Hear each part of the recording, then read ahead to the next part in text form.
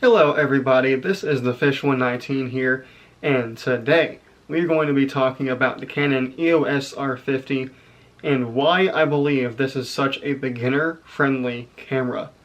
So if you are wanting to get into photography, or you have a friend that wants to get into photography, specifically wildlife photography like we have here with my wildlife lens, I'm going to be discussing what you probably should get, at least what this camera is, what this lens is, and I have a few more lenses behind me that I'm going to talk about.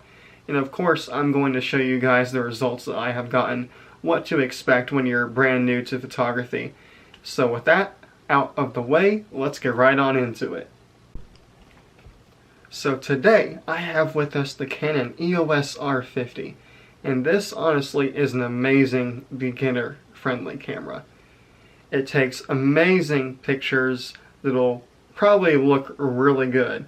Sometimes they can look even professional, depending on the person that's taking the pictures.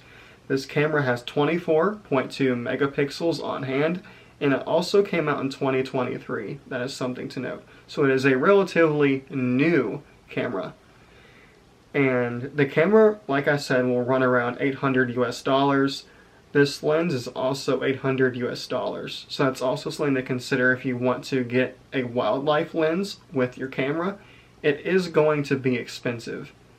But if you're thinking about the other options on hand by Canon, Nikon, Sony, or Fujifilm, a professional camera is going to run around $15,000 to $20,000. And that is a lot of money that is not beginner friendly.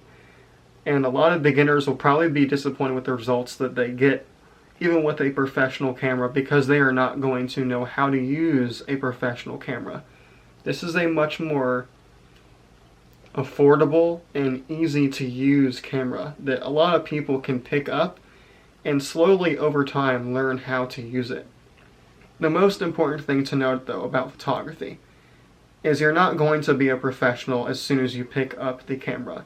It takes a lot of time, dedication, and effort to learn the ins and outs of your camera, to learn the best times of day to go outside and start shooting wildlife, or your landscape pictures, or even pictures of people, which we call portrait photography.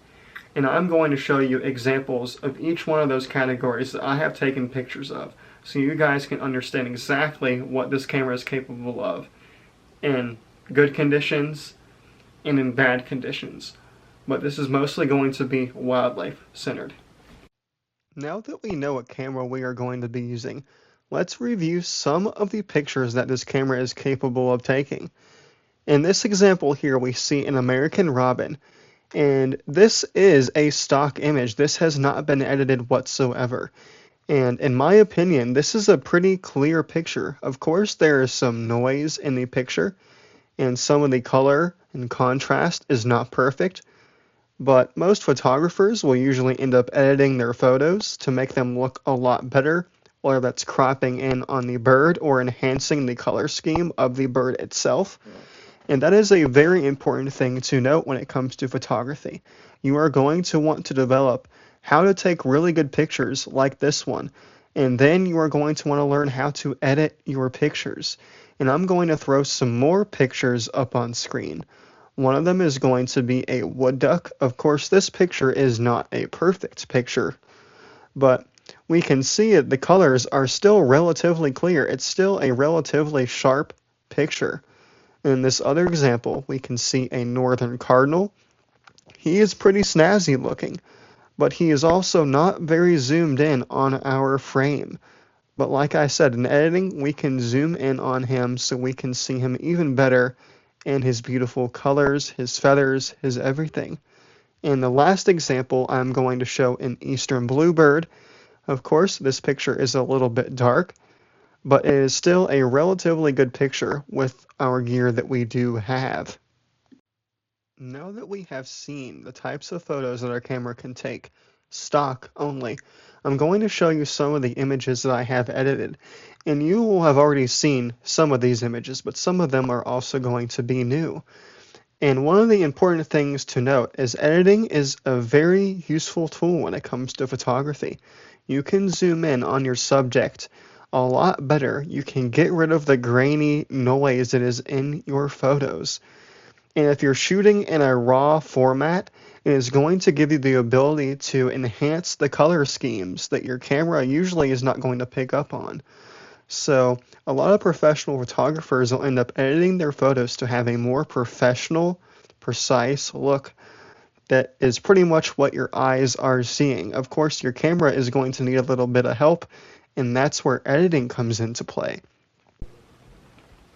Although this is an amazing lens for the camera, there are some significant downsides that you need to be aware of. There is a reason why this lens is $800 and not something like $5,000 or $10,000. One of the first things that you need to be aware of is this lens right here is not weather sealed, which means if you go out to the beach on a windy day, you are probably going to damage your lens just because sand will be hitting your glass and potentially getting inside the camera itself and damaging the lens's function, which is definitely not what you want to do. You also probably don't want to go out during a windy day. Getting water on your lens is definitely not something that you want to do. That can damage the electronic components of your camera. But if you do want to go outside, maybe on a little bit of a drizzle or a snow like I have done, I've gone out during the snow, you definitely want to have a lens hood on your camera. So if there is any liquid falling on to your camera, it is going to be falling onto your lens hood and not the actual glass part of your lens. Another part to consider is the aperture rating of the camera, an f8. So what that means is when you are shooting the wildlife, the aperture is going to be making the pictures darker because it is higher up. The lower your aperture is, so let's say f5 or f4, that means your image is going to be brighter. And with an aperture of f8, it is going to be darker, which will be a significant downside if you are trying to get birds in action on a cloudy day. Because if you are trying to get birds on a cloudy day, you are either going to have to raise your ISO, which will bring grain into your images, which can definitely make an image unusable, or you're going to have to lower your shutter speed in order to get an adequate picture. And the shutter speed, if you lower it too much, if you are trying to photograph a bird that is moving around a whole bunch, that bird is just going to end up being a blurry mess because you need a fast shutter speed of over 1,000th of a second to get a clear and concise picture of the bird. But although there are downsides with this lens, it still is an amazing lens that I highly would recommend if you are wanting to get into wildlife photography. But now we know what this lens is capable of, I want to discuss two more topics.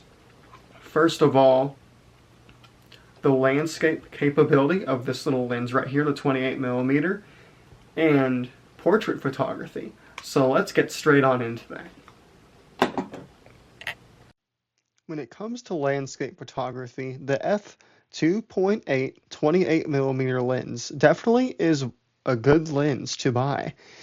There are many upsides to it. First of all, it is a wide angle lens, and it is also called a pancake lens because it is such a small, tiny, compact lens. But don't be fooled just because it is small. It can do a lot of work and it can take amazing pictures. I am showing on screen some of the pictures I have taken while hiking in the Blue Ridge Mountains, and these pictures I would say are very, very good. And this is what you can expect when you're taking pictures with this lens. Of course, I have edited these pictures that are on screen, so they're going to look just a little bit worse when you take them on, the first go around. You're going to need to edit them just a little bit.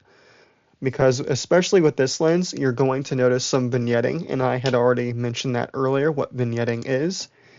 And that can kind of ruin some images, and there also might be a little bit of lens distortion because it is a wide angle lens.